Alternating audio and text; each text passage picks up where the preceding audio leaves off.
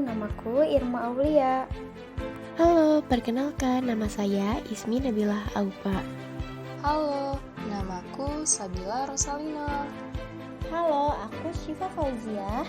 Kami dari kelompok 9 yang akan menjelaskan mengenai terminologi peserta didik. Kalian tahu nggak apa yang dimaksud peserta didik?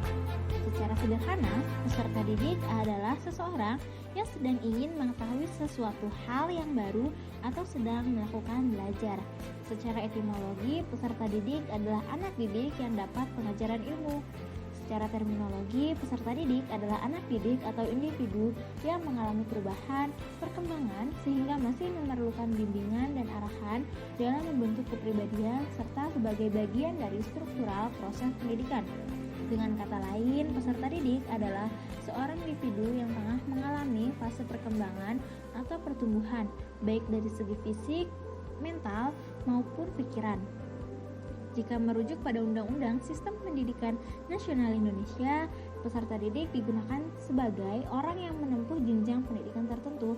Peserta didik adalah anggota masyarakat yang berusaha mengembangkan potensi diri melalui pembelajaran pada jalur pendidikan, baik pendidikan informal, pendidikan formal, maupun pendidikan non-formal, pada jenjang pendidikan dan jenis pendidikan tertentu. Jadi, dapat kita simpulkan bahwa peserta didik adalah seseorang yang mengembangkan potensi dalam dirinya melalui proses pendidikan dan pembelajaran pada jalur, jenjang, dan jenis pendidikan tertentu. Peserta didik bertindak sebagai pelaku pencari, penerima, dan penyimpan dari proses pembelajaran, dan untuk mengembangkan potensi tersebut sangat membutuhkan seorang pendidik atau guru. Berikut ada beberapa istilah yang sepadan dengan peserta didik, yakni siswa, murid, dan pelajar. Yang pertama kita bahas mengenai siswa. Menurut KBBI, siswa diartikan dengan murid, terutama pada tingkat sekolah dasar dan menengah.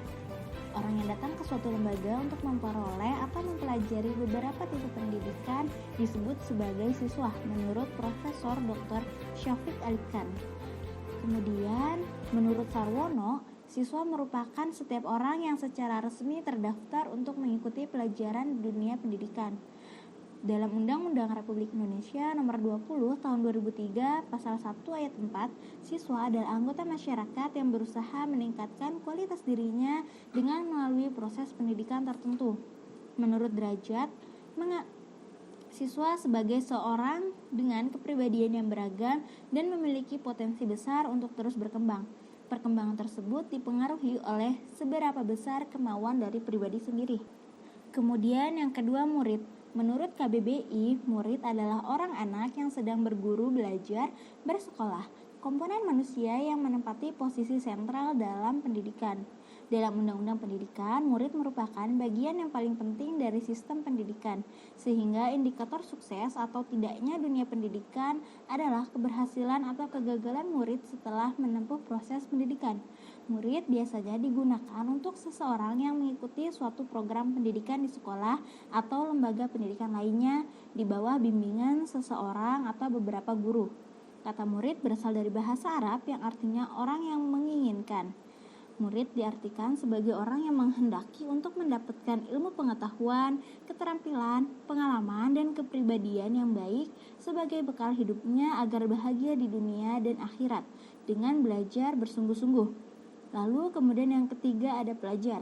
Pelajar adalah anak sekolah, terutama pada sekolah dasar dan sekolah lanjutan. Anak didik, murid, siswa. Pelajar adalah status yang didapatkan seseorang jika dia masuk sekolah atau sedang bersekolah di sebuah lembaga pendidikan. Sebutan pelajar diberikan kepada peserta didik yang mengikuti proses pendidikan dan pembelajaran untuk meningkatkan pengetahuannya. Secara umum, pelajar merupakan individu yang ikut serta dalam proses belajar. Dalam arti sempit, pelajar adalah peserta didik.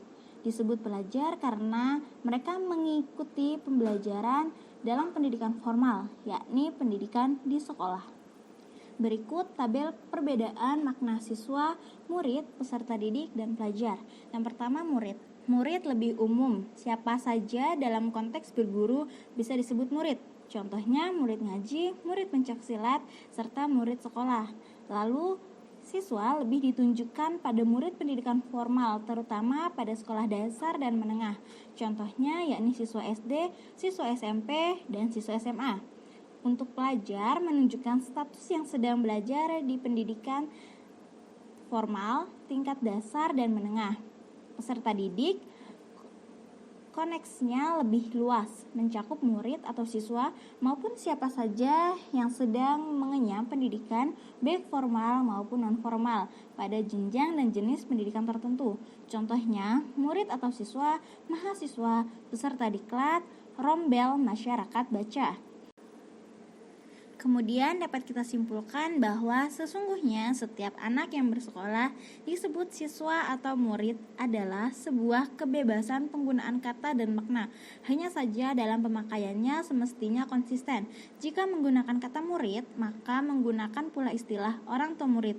Tetapi jika menggunakan kata siswa, maka gunakanlah istilah orang tua siswa.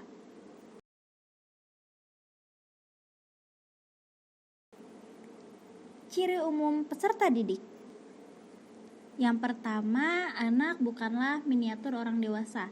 Anak bukanlah miniatur orang dewasa, namun anak merupakan bagian dari orang dewasa. Karena nantinya anak-anak akan beranjak menjadi dewasa melalui tahap-tahap pertumbuhan dan perkembangan. Pertumbuhan dan perkembangan ini dipandang sebagai proses dinamik yang berlanjut dimulai pada saat konsepsi. Dikarenakan anak itu bukanlah miniatur orang dewasa, maka orang tua atau guru harus memperlakukan anak itu selayaknya sebagai seorang anak yang belum dewasa, bukan sebagai orang dewasa. Akhir-akhir ini ada banyak tindakan salah yang dilakukan orang tua kepada anak, misalnya dengan mendandani anak dengan dandanan orang dewasa, menggunakan makeup berlebihan, pakaian dewasa, dan berperilaku serta bahasa orang dewasa. Hal ini tidak tepat karena akan berdampak buruk pada perkembangan anak di kemudian hari. Anak akan tumbuh menjadi pribadi yang tidak sesuai dengan usianya. Demikian pula guru harus memahami bahwa anak adalah bukan orang dewasa yang diminiaturkan, sehingga dalam memperlakukan dan memberikan pendidikan di sekolah harus disesuaikan dengan usianya. Selanjutnya, ciri umum peserta didik yang kedua, yaitu peserta didik memiliki fase perkembangan tertentu. Nah, anak memiliki fase atau tingkat perkembangan yang disesuaikan dengan usianya. Fase perkembangan pada anak ini menjadi acuan bagi para orang tua untuk bisa memperlakukan anak selayaknya sesuai dengan fase perkembangannya. Fase perkembangan anak ini dimulai dari masa bayi, anak-anak awal, anak-anak akhir, remaja awal, dan remaja akhir. Nah, pada hal ini, para orang tua itu harus dapat memperlakukan anak selayaknya dengan fase perkembangannya seperti pada usia 0 sampai 6 tahun, yang dimana pada fase ini merupakan masa bayi dan masa anak-anak awal. Nah, kedekatan antara anak dan orang tua itu dimulai pada fase ini. Jadi orang tua itu harus menyayangi, mengasihi, dan memanjakan anaknya. Kemudian pada fase ini juga orang tua dituntut untuk bersabar ketika mendapat anak yang melakukan kesalahan. Nah, tugas orang tua pada fase ini hanyalah menjaga dan mengawasi keselamatan anak. Nah, pada usia 0 sampai 6 tahun ini mereka merupakan usia bermain anak dan masa ketika anak itu memiliki rasa ingin tahu yang besar untuk mengenal lingkungan sekitarnya. Oleh karena itu, diperlukan arahan serta bimbingan yang baik dari orang tuanya. Kemudian pada usia 7 sampai 14 tahun nih, atau masa anak-anak akhir menjelang remaja awal. Nah, anak ini diajarkan untuk disiplin dan bertanggung jawab oleh orang tua. Anak mulai diajarkan mengenal hak dan kewajiban nih. Anak wajib mendapatkan pendidikan akidah, fikih, dan akhlak baik di sekolah ataupun di rumah. Nah, pada usia ini orang tua boleh memukul anak dengan pukulan yang tidak menyakiti, seperti apabila anak melalaikan kewajiban melaksanakan sholat, seperti apa yang disampaikan oleh Rasulullah, yaitu memerintahkan untuk memukul, tetapi dengan pukulan yang tidak menyiksa. Kemudian pada usia 15-21 tahun atau masa remaja akhir menjelang dewasa, anak mulai dididik dengan pola pendewasaan oleh orang tuanya. Nah, pada fase ini anak juga sudah mulai mengerti tentang norma dan aturan perilaku. Fungsi orang tua pada masa ini adalah sebagai teman bicara untuk masalah yang dihadapi anak. Biarkan anak berbagi cerita. Orang tua juga harus menjadi pendengar yang baik ya, dan menjadi tempat ternyaman bagi anak untuk bercerita. Nah, pada setiap fase perkembangan yang tadi itu ada kemampuan khusus yang dicapai oleh anak. Setiap bertambah usia, maka fasenya akan naik dan kemampuannya pun akan meningkat, baik kemampuan kognitif, fisik, motorik halus, dan motorik kasar, bahasa, sosial, emosi, maupun beragama. Ciri umum peserta didik yang ketiga, yaitu memiliki kebutuhan. Nah, kebutuhan anak adalah segala sesuatu yang dibutuhkan oleh anak untuk mempertahankan keberlangsungan hidupnya secara alamiah. Salah satu bentuknya dengan pemenuhan atas hak dan pelaksanaan kewajibannya. Setiap anak itu memiliki kebutuhan yang berbeda-beda ya, tetapi setiap anak memiliki hak dan kewajiban yang sama. Secara garis besar, kebutuhan peserta didik dapat dibedakan menjadi kebutuhan fisiologis, kebutuhan akan rasa aman, kebutuhan akan rasa memiliki dan kasih sayang, kebutuhan akan penghargaan, dan kebutuhan akan aktualisasi diri. Nah, kebutuhan fisiologis merupakan kebutuhan yang paling dasar pada setiap peserta didik, seperti kebutuhan akan makanan, minuman, kebutuhan istirahat atau tidur, dan oksigen. Seseorang akan mengabaikan atau menekan semua kebutuhan lain sampai kebutuhan fisiologisnya itu terpuaskan. Setelah kebutuhan fisiologis terpuaskan secukupnya, muncullah apa yang disebut dengan Maslow atau sebagai kebutuhan-kebutuhan akan rasa aman. Nah, kebutuhan-kebutuhan akan rasa aman ini diantaranya adalah rasa aman secara fisik, stabilitas, ketergantungan, perlindungan, dan kebebasan dari daya-daya mengancam. Jika kebutuhan fisiologis dan kebutuhan akan rasa aman telah terpenuhi, maka muncullah kebutuhan akan cinta dan kasih sayang. Nah, dan rasa memiliki dan dimiliki. Kebutuhan-kebutuhan ini meliputi dorongan untuk bersahabat, keinginan memiliki pasangan, dan keturunan. Kebutuhan untuk dekat kepada keluarga, dan kebutuhan antar pribadi seperti kebutuhan untuk memberi dan menerima cinta. Nah, ternyata peserta didik tidak hanya memiliki ciri umum saja, tetapi memiliki ciri khusus peserta didik, seperti apa yang dikemukakan oleh Tirta Raharja pada tahun 1994, yang mengemukakan bahwa terdapat 3 karakteristik yang menjadi ciri khusus peserta didik. Ciri khusus peserta didik yang pertama menurut Tirta Raharja adalah peserta didik merupakan individu yang memiliki potensi fisik dan psikis yang khas, sehingga merupakan insan yang unik. Nah, maksudnya anak itu sejak lahir telah memiliki potensi-potensi yang ingin dikembangkan dan diaktualisasikan.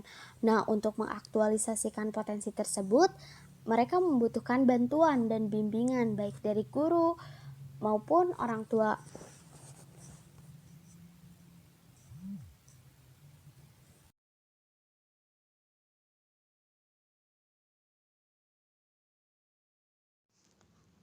Individual yang memiliki kemampuan mandiri. Oleh karena itu, pendidik harus memberi kesempatan dan mendorong peserta didik agar setapak demi setapak dapat berdiri sendiri dalam segala hal. Karakteristik peserta didik. Setiap peserta didik memiliki ciri dan sifat atau karakteristik yang diperoleh lingkungan. Agar pembelajaran dapat mencapai hasil yang optimal, guru perlu memahami karakteristik peserta didik. Karakteristik bawaan merupakan karakteristik yang dimiliki sejak lahir, baik menyangkut faktor biologis maupun faktor sosial psikologis. Untuk mengetahui siapa peserta didik, perlu dipahami bahwa sebagai manusia yang sedang berkembang menuju ke arah kedewasaan, memiliki beberapa karakteristik, yaitu: Yang pertama, senang bermain. Karakteristik ini menuntut guru SD untuk melaksanakan kegiatan pendidikan yang bermuatan permainan, lebih-lebih untuk kelas rendah. Guru SD seyogianya merancang model pembelajaran yang memungkinkan adanya unsur permainan di dalamnya. Guru hendaknya mengembangkan model pengajaran yang serius tapi santai. Penyusunan jadwal pelajaran hendaknya diselang-seling antara mata pelajaran serius seperti IPA, matematika, dengan pelajaran yang mengandung unsur permainan seperti pendidikan jasmani atau seni budaya dan keterampilan. Selanjutnya, senang bergerak. Orang dewasa dapat duduk berjam-jam, sedangkan anak SD dapat duduk dengan tenang paling lama sekitar 30 menit. Oleh karena itu, guru hendaknya merancang model pembelajaran yang memungkinkan anak berpindah atau bergerak. Selanjutnya, senang bekerja dalam berkelompok. Anak usia SD dalam pergaulannya dengan kelompok sebaya, mereka belajar aspek-aspek yang penting dalam proses sosialisasi, seperti belajar memenuhi aturan-aturan kelompok, belajar setia kawan, belajar tidak tergantung pada diterimanya di lingkungan, belajar merancang tanggung jawab, belajar bersaing dalam orang lain secara sehat, dan masih banyak lagi. Karakteristik ini membawa implikasi bahwa guru harus merancang model pembelajaran yang memungkinkan anak untuk bekerja atau belajar dalam kelompok. Guru dapat meminta siswa untuk membentuk kelompok kecil dengan anggota 3-4 orang untuk mempelajari atau menyelesaikan suatu tugas secara berkelompok. Baik, selanjutnya yaitu senang merasakan atau melakukan dan memeragakan sesuatu secara langsung.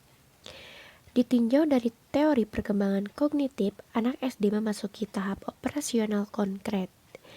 Dari apa yang dipelajari di sekolah, ia belajar menghubungkan konsep-konsep baru dengan konsep-konsep yang lama. Berdasarkan pengalaman ini, siswa membentuk konsep-konsep tentang angka, ruang, fungsi, waktu, badan, peran jenis kelamin, moral, dan sebagainya. Bagi anak SD, penjelasan guru tentang materi pembelajaran akan lebih dipahami jika anak melaksanakan sendiri. Sama halnya dengan memberi contoh bagi orang dewasa. Dengan demikian, guru hendaknya merancang model pembelajaran yang memungkinkan anak terlibat langsung dalam proses pembelajaran. Baik, sekian penjelasan materi tentang terminologi peserta didik sekolah dasar. Mohon maaf bila banyak kesalahan karena kami masih dalam tahap belajar. Sekian, wassalamualaikum warahmatullahi wabarakatuh.